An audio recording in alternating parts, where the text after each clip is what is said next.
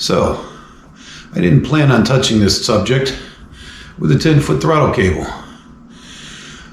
I know there's plenty of other videos out there about this already. As a matter of fact, a buddy of mine made a video making fun of certain videos with all these people giving their slightly uneducated, underqualified, but yet expert opinions on the 2023 Harley Davidson lineup. So me, being the kind of guy I am, felt I had no choice but to make my own underqualified, slightly uneducated video about the 2023 Harley Davidson lineup. Here it comes.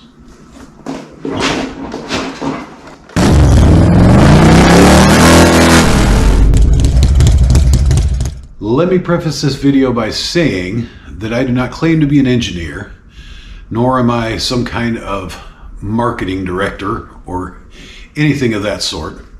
I'm just your average ordinary Joe that rides and likes to ride Harleys. And this is my opinion on the 2023 model year release from Harley Davidson. So first off, 120th anniversary? I mean, honestly, who cares? I can understand 100, I can understand maybe 125. 150 is going to be a pretty big deal. But 120? What is that? Gold, silver, spoons? Do you give away paper plates on your 120th anniversary? Not even sure that that's something worth celebrating.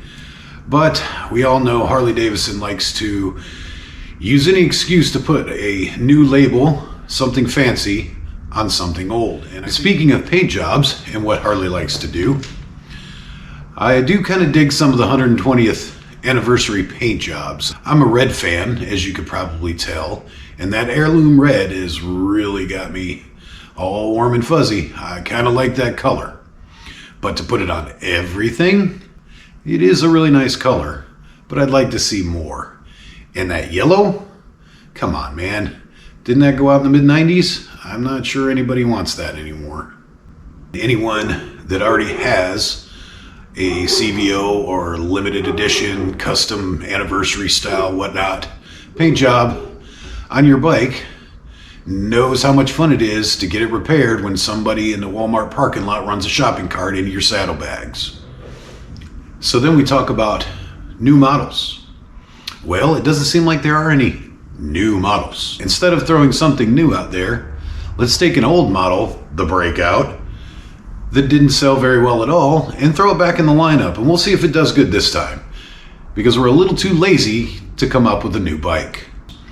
They got some new editions of some old models, and again, not being a marketing guy, but I think I kind of understand that a little bit. When's the last time you went to a dealership? Well, when you did go to that dealership, how many 20-year-olds in skinny jeans with man buns did you see running around a Harley Davidson dealership? That's not necessarily their target audience. Being a upper middle-aged guy myself, I can say we are the target audience. We like older bikes. We like Harleys to be Harleys. If you even look at the promo video that Harley put out, it starts out with old bikes, and it talks about tradition and heritage, and shows where Harley's been over the last 20 years. The reason Harley Davidson has been so successful is because they make Harley Davidsons. They don't make sport bikes. They don't make well, they do make an ADV, but when's the last time you actually saw a Pan Am on the street? I know I have yet to see one in person without going to the dealership. Harley Davidson has found their niche with old guys buying old looking bikes with old tech. So speaking of old tech, what about motors? Seems like the trend this year is let's just throw a 117 in everything. Okay, I wouldn't mind 117. Hell, I've got a 96 in mine and I'm plenty happy with that. But it's basically still the same old motor. A few years ago they gave us wet heads and it gives us little, odds and ends with braking assist and traction control. Yeah, I have to think about these things. My bike's too old to have any of that. But yeah, it's nowadays they just want to throw a 114 or a 117 in everything and call it good. Nothing new, nothing exciting, other than making the Sportster the ugliest bike I've ever seen. Your entry model something that you'll get the 20-somethings in for. Maybe they like the Revolution motor, I'm not quite sure. I'm just not a big fan. So, in light of that, I guess throwing a 117 and everything is maybe not a bad idea. But in summary, this guy was a little disappointed in the 2023 lineup and the release of it. But you know, it's Harley, and they're going to do what Harley does. And sooner or later, they'll come out with something that we're really excited about. Hopefully not another live wire.